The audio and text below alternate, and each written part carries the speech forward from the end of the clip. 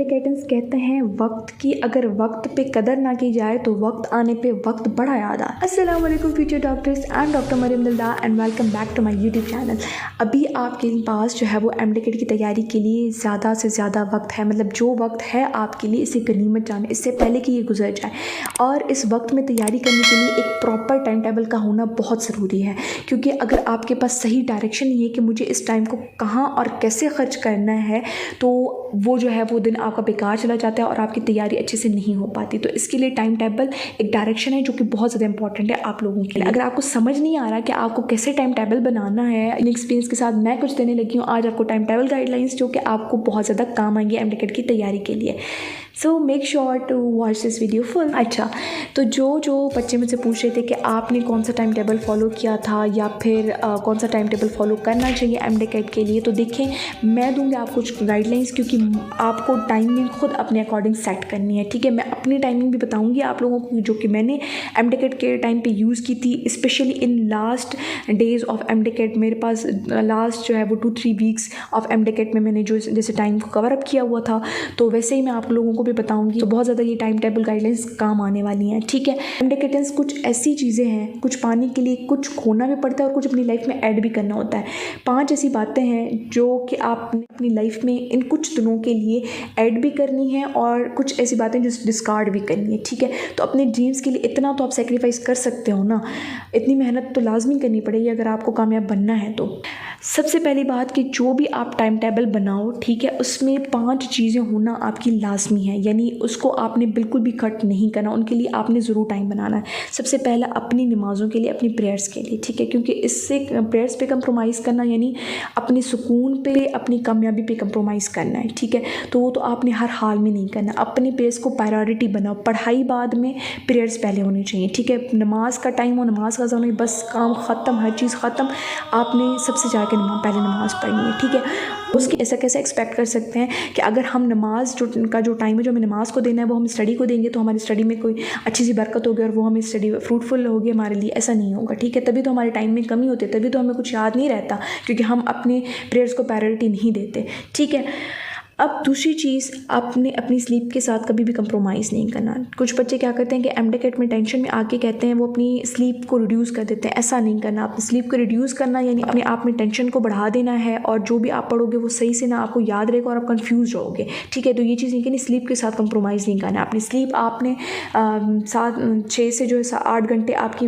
होनी ही होनी चाहिए लाजमी। ठीक है, उसके बाद तीसरी चीज़ है आपका फूड, डाइट, आपने उसको भी कंप्रोमाइज़ करना। काफ़ी बच्चे होते हैं कि वो इतने ज़्यादा एंजाइटी में आ जाते हैं कि उनको भूख कम लगने लग जाती है, वो कहते हैं कि चलो खाने को स्किप करते हैं, ये भी टाइम पढ़ाई को देते हैं। तो अगर आपके पास एनर्जी ही नहीं होगी जो है वो कम पढ़ाई करने की, तो कैसे पढ़ाई करेंगे आप लोग। ठीक है, आपकी जो चीज़ आती है वो है आपकी मेडिटेशन एक्सरसाइज। दिन के 10 मिनट निकालो, 5 मिनट दो मेडिटेशन को, 5 मिनट दो एक्सरसाइज को। ये इतना आपको हेल्पफुल करेगी कि आप सोच भी नहीं सकते। एक्सरसाइज में ये नहीं करी कि बहुत ज़्यादा पुशअप्स लगा लो, घंटों घंटों जॉगिंग करनी, नहीं, सिर्फ 5 मिनट एक्सरसाइज को दो। नॉर्मल वॉक भी कर सकते हो, कोई भी उसमें कर सकते हो। ठीक है, और 5 मिनट दो मेडिटेशन को। मेडिटेशन में सिंपल अपने आंखें जो है वो बंद करके ब्रीद इन ब्रीद आउट करते अपने ड्रीम को इमेजिन करो जिस दिन आप डॉक्टर बन गए हो, फिर कैसे खुश हो गए, कैसे जो है वो आप सेलिब्रेट करोगे, वो सब कुछ इमेजिन करो मेडिटेशन में। ऐसे बहुत ज़्यादा कॉन्फिडेंस आएगा आप में और ऐसे यकीन आएगा आपको अपने आप पे कि ड्रीम सच हो भी सकता है। अगर मैं इमेजिन कर सकता हूँ तो वो ड्रीम ज़रूर सच हो सकता है।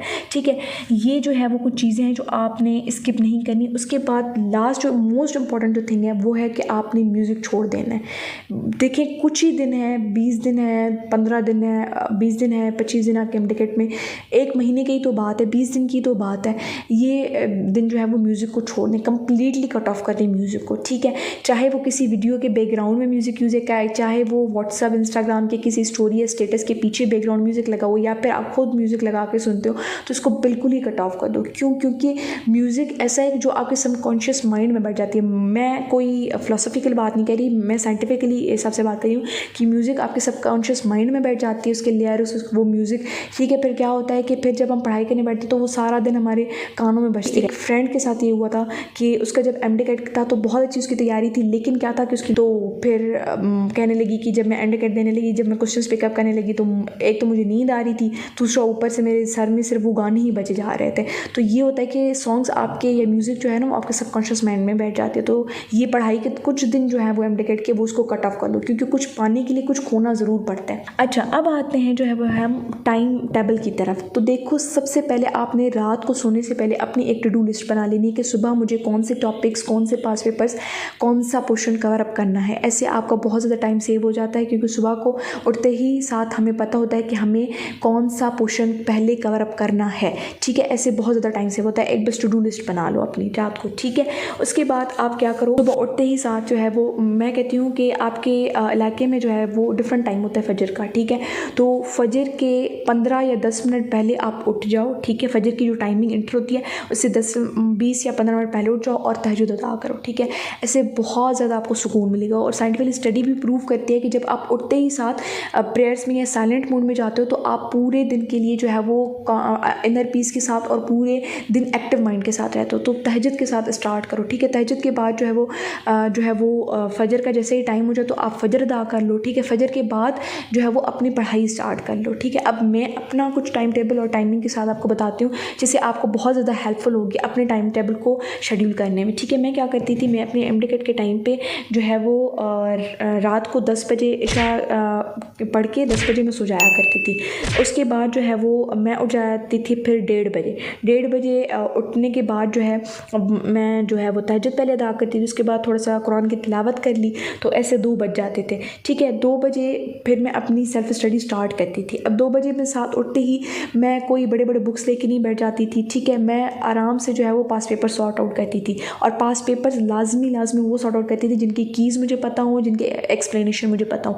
क्योंकि जब हम वो पास पेपर सॉल्व करते हैं जिनकी कीज़ और एक्सप्लेनेशन हमारे पास नहीं होती ना, फिर हमारा टाइम वेस्ट होता है उनको ढूंढने में। ठीक है, फिर ऐसे कन्फ्यूजन भी होती है अगर हम कीज़ के साथ ना हो तो। ठीक है, तो लाजमी वही सॉल्व करें जो मैं हमेशा रिकमेंड करती हूँ आपको कि पीएनसी के लास्ट ईयर के पास पेपर्स और पैड टेस्ट। ठीक है, की के साथ। ठीक, उसके बाद ये मैं करती थी, तो ऐसे मेरा टाइम भी काफ़ी ज़्यादा बच जाता था, क्योंकि प्रैक्टिस मोस्ट इंपॉर्टेंट थिंग होती है। ठीक है, और साथ उठते ही जो ज़्यादा इंपॉर्टेंट चीज़ है उस पर जब आप उठते ही फोकस आउट करते हो तो ज़्यादा आपके दिन अच्छे से शेड्यूल हो जाता है, क्योंकि मेन पोर्शन आपने दिन के पहले हिस्से में जब कवर अप किया होता है तो बाकी दिन में आपके पास बहुत सारा टाइम होता है बाकी चीज़ों को कवर अप करने को। ठीक है, उसके बाद मैं जो है 2 से लेके जो है वो ऐसे जो है वो किया करती थी, 2.5 घंटे तक जो है वो प्रैक्टिस किया करती थी। फिर 4:30 बजे फजर का टाइम हो जाता था, फिर मैं फजर पढ़ के थोड़ी सी तिलावत करके फिर मैं 5 बजे जो है वो सो जाया करती थी। ठीक है, क्योंकि ऑब्वियसली अगर मैं भी आपको यही रिकमेंड करूँगी ही जो है वो झटके में अपने 7 या 8 घंटे की नींद या फिर पढ़ाई पूरी नहीं करो। ठीक है, ऐसे जो है वो बंदा एग्जॉस्टेड हो जाता है। ठीक है, तो स्लॉट्स में डिवाइड करो। मतलब जैसे मैंने पहले आपको बताया कि मैं 3-4 घंटे पहले नींद करती थी, फिर पढ़ाई करती थी, फिर 2-3 घंटे बाद में नींद कर ली, तो ऐसे एग्जॉस्टेड नहीं होता बंदे में एनर्जी रहती है। ठीक है, फिर मैं 5 बजे सो जाया करती थी। फिर सुबह को मेरी कोचिंग्स होती थी। ठीक है, तो 9 बजे जो है वो मैं उठती थी, क्योंकि हमारी कोचिंग एमडीकेट से जो है वो 2 दिन पहले जो है वो ख़त्म हुई थी। ठीक है, उसके बाद मैं 9 बजे उठते ही ब्रेकफास्ट वगैरह लेती थी, मैंने 5 मिनट मेडिटेशन कर ली, 5 मिनट एक्सरसाइज को दे दिए, ये सब कुछ करती थी। ठीक है, 9:30 बज जाते थे। फिर 9:30 बजे से लेके 12:30 बजे तक मैं अपना टाइम देती थी सारे टॉपिक्स को जो है वो, अगर मैंने कोई टॉपिक कॉन्सेप्ट क्लियर करना है, लेक्चर सुनना हो, कोई रिवीजन करनी हो, ये टाइम टॉपिक्स को देती थी उनको कवर अप करने के लिए। ठीक है, बाकी 12:30 हो जाते थे। फिर 12:30 बजे 30 मिनट में जो है वो मैं क्या करती थी कि पॉइंट्स को रिवाइज़ करती थी, जो मैंने शॉर्ट लिस्टिंग की हुई है उनको मैं जो है वो रिवाइज़ करती थी, या फिर मुझे कोचिंग में कोई पॉइंट्स थी जो मुझे ऐसे रहता था जहन में कि ये मुझसे भूल जाएंगी, उनको मैं क्या करती थी। ठीक है, उसके बाद 1 बज जाता था, तो 1-2 बजे मेरी कोचिंग हुआ करती, तो 1 जब बजता था तो 1:30 बजे तक नमाज़ वगैरह, लंच वगैरह ये थोड़ा सा बंदा अपना काम रूटीन के कर लिए। उसके बाद 2 बजे से मेरी अकेडमी स्टार्ट होती थी 7 बजे तक। ठीक है, ये टाइम हमारा वहाँ जाता था अकेडमी में। ठीक है, तो इसमें क्या होता था कि 3 सब्जेक्ट्स के ही 3-3 अलग-अलग अकेडमी होते थे जो मुझे ज्वाइन हुए थे, जो जहाँ पे मुझे जाना पड़ता था। तो ऐसा होता था कि बीच में मुझे जो टाइम मिलता था, ठीक है, for suppose teacher 5 minute late आया, 10 मिनट लेट आया, फिर आप सफ़र में हो, ठीक है, जब तक आप कोचिंग तक पहुँचो 5-10 मिनट ये आपको मिल गए। ठीक है, तो इसको टाइम को गनीमत जाना करें आप लोग भी, इसको भी मैं यूटिलाइज़ करती थी अच्छे से। इसको मैं क्या करती थी कि ये 5-10 मिनट भी मैं अपने मोबाइल में पास पास पेपर्स खोल के सॉर्ट आउट करती थी, ठीक है, कि हाँ इसका ये होना पास पेपर सॉर्ट आउट करती थी मैं। तो जहाँ पर भी आपको एक्स्ट्रा 5, 10 मिनट, 15 मिनट मिलते हैं, आप पास पेपर सॉल्व करो मोबाइल में, आप पॉइंट्स को रिवाइज आउट करो, ये काम आप करो। मतलब 5 मिनट भी आपको मिलते हैं तो गनीमत जाने ने वेस्ट ना किया करें आप, ठीक है। उसके बाद जब मैं एकेडमी से 7 बजे वापस आती थी तो फिर मैं क्या करती थी, जो एकेडमी वाले टेस्ट वगैरह, क्योंकि ऑब्वियसली अभी का जो MDCAT में 1 महीना वगैरह होता है तो आपके एकेडमी में टेस्ट वगैरह ही हुआ करते हैं, तो वो मैं टेस्ट आके घर आके सॉर्ट आउट करती थी अपने आप से, ताकि वो मुझे और ज़्यादा अच्छे से कॉन्सेप्ट्स के साथ रिवाइज हो, सारा वो मैं करती थी, ठीक है। फिर अगर कोई टॉपिक वगैरह मुझे पढ़ना होता था, टेस्ट पहले ख़त्म हो जाते थे, पास पेपर वगैरह फिर मुझे कोई टॉपिक वगैरह पढ़ना था तो फिर वो जो है वो 7 से जो है 9 बजे तक मैं वही कर रही होती थी, ठीक है। 9 बजे के बाद जो है वो मैं डिनर वगैरह करती थी, नमाज़ वगैरह पढ़ती, तो 10 बज जाते थे। फिर मैं 10 बजे को जो है वो सो जाया करती थी, पर सोने से पहले जो है वो टू डू लिस्ट बना के फिर ही सोती थी। तो ये जो है वो मेरा टाइम स्लॉट हुआ करता था, शेड्यूल हुआ करता था MDCAT के 1 मंथ पहले, ठीक है। तो ये शेड्यूल था। इसमें क्या होता था कि आप ख़ुद नोट करें, मेरी जो है वो 8 घंटे मतलब मेरी जो है वो ऐसे 7.5 घंटे नींद जो है वो पूरी हो जाया करती थी, और ऐसे मेरी जो है वो एकेडमी के 5 घंटे भी हो जाते थे और 8 घंटे मेरी सेल्फ स्टडी हो जाती थी। यानी एकेडमी में तो आप पढ़ते ही हो ना, आपके कॉन्सेप्ट, आपके MDCAT की तैयारी होती है ना, तो ऐसे मिला के मेरे 13 घंटे जो है वो मेरी स्टडी होती थी, जिसमें 8 घंटे मैंने बताया कि मैं सेल्फ स्टडी को देती थी, ठीक है। तो ये बहुत ज़्यादा इंपॉर्टेंट है। इसमें मेरे पास पेपर्स भी हो जाते थे और मेरे रिविजन्स भी हो जाया करती थी, मेरे कॉन्सेप्ट्स भी क्लियर होते थे, ठीक है। ये सब कुछ होता था इसमें, और इसमें एकेडमी के लेक्चर्स, टेस्ट वगैरह सब कुछ मैनेज हो जाया करता था। अब ये पॉइंट कि जिन बच्चे का जो एकेडमी है वो नहीं लेते या फिर ऑनलाइन पढ़ते हैं, तो वो जो टाइम बचता है तो वो भी ज़्यादा आप पढ़ाई में यूटिलाइज़ कर सकते हो। या जैसे मेरी एकेडमी जो है वो 2 से 7 तक होती थी, 5 घंटे होती थी, तो अगर आपकी 2 घंटे या 1 घंटे या 3 घंटे, तो जो बाकी एक्स्ट्रा आपके और बचे हैं वो आप अपनी सेल्फ स्टडी में जो है को दो, ठीक है। बाकी टाइम वेस्ट खामा ना किया करो। देखो मैंने जैसे बताया कि ड्रीम्स को पाने के लिए ज़रूर कुछ खोना पड़ता है, ठीक है। तो अभी ये जो टाइम है ये बिल्कुल भी ड्रामे देखने का, सीरीज़ देखने का नहीं है। ये टाइम जो है वो अपने फ्रेंड्स के साथ गुजारने का, पार्टीज़ इंजॉय करने का नहीं है। अभी ये टाइम जो है वो अपने ड्रीम्स को अचीव करने का है, अपने ड्रीम्स के लिए वर्कआउट करने का है। सोच के जो है वो अपनी मेहनत किया करो कि अल्लाह पाक कभी किसी की मेहनत रायगा नहीं करता। आप चाहे जितने भी इंटेलिजेंट हो, ठीक है, लेकिन आपकी सिलेक्शन डिपेंड जो है ना आपकी स्मार्ट वर्क पे ही करती है, ठीक है। एंड स्मार्ट वर्क ये हरगिज़ नहीं कहता कि बस आप इंटेलिजेंट हो तो ठीक है, आपको आता है तो बस ठीक है, आपको पढ़ाई करने की ज़रूरत नहीं, ऐसा नहीं है। आपको ये सब कुछ ज़रूर करना पड़ता है, अपनी सेल्फ स्टडी को भी टाइम देना पड़ता है, चाहे आप जितने भी और अकेडमी में पढ़ते हो, जितना भी अच्छा पढ़ते हो, लेकिन आपको अपनी सेल्फ स्टडी को ज़रूर टाइम देना होता है। मेरी एक पॉइंट जो मेरे जहन में होती थी हमेशा जब भी मैं पढ़ने बैठती थी, जो मुझे मोटिवेट भी करती थी और जिसने कभी मुझे लेजीनेस फील नहीं दी कि नहीं अभी मुझे डिले करना चाहिए, अभी नहीं पढ़ना चाहिए, अभी तो दिन है काफ़ी, ठीक है। और ये भी नहीं कि मुझे इस पॉइंट ने इतना हेल्प किया कि मुझे टेंशन नहीं होता था दूसरे टॉपर्स को देख के, या जो एकेडमी के टेस्ट में टॉप किया करते थे, अच्छा पढ़ते थे, 20-20 घंटे पढ़ते थे। क्योंकि होता है ना कि हम जब सुनते हैं कि उसकी रूटीन है कि वो 20 घंटे पढ़ता है और मैं सिर्फ 10 घंटे पढ़ता हूँ, तो फिर बहुत ज़्यादा बंदा डीमोटिवेट हो जाता है, ठीक है। तो इसके लिए मुझे एक ही पॉइंट जहन में होती थी, और ये होती थी कि कामयाब लोग वो नहीं होते जो सबसे ज़्यादा होशियार होते हैं, इंटेलिजेंट होते हैं। कामयाब लोग वही होते हैं जो सबसे ज़्यादा मेहनती होते हैं, ठीक है।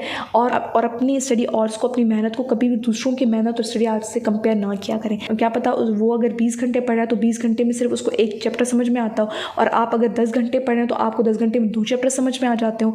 तो ये हर किसी की कैपेबिलिटी पे डिपेंड करता है, ठीक है। तो कभी भी किसी के टाइम को देखकर खुद को जलाने की ज़रूरत नहीं है। अपने टाइम पे फोकस करो, अपनी एनालिसिस करो कि मेरा ग्राफ कितना ऊपर जाता है, ठीक है। ये चीज़ करो, दूसरों के साथ खुद को कंपेयर ना करो, अपने टाइम को गनीमत समझो और अच्छे से जो है वो प्रॉपर अपनी स्टडी करो, ठीक है। बाकी इंशाल्लाह अल्लाह पाक आपको ज़रूर कामयाबी अता करेंगे, क्योंकि अल्लाह पाक कभी भी किसी की मेहनत रायगा नहीं।